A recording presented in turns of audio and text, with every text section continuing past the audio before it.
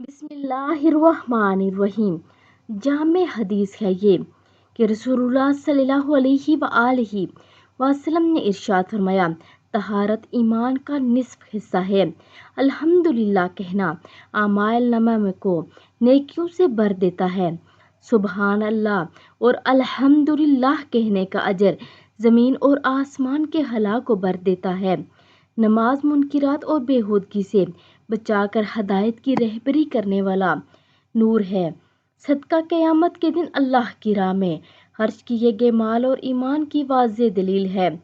صبر یعنی قرآن اور سنت پر ثابت قدم رہنا روشنی ہے، اور قرآن عمل کرنے کی صورت میں تمہارے حق میں یا عمل نہ کرنے کی صورت میں تمہارے خلاف گواہی ہے۔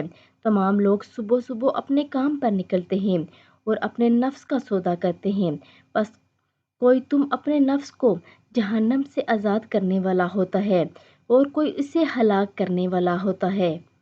تو آپ سبھی ان سب باتوں پر عمل کریں اور ویڈیو کو آگے لازمی شیئر کریں۔ جزاک اللہ خیرہ۔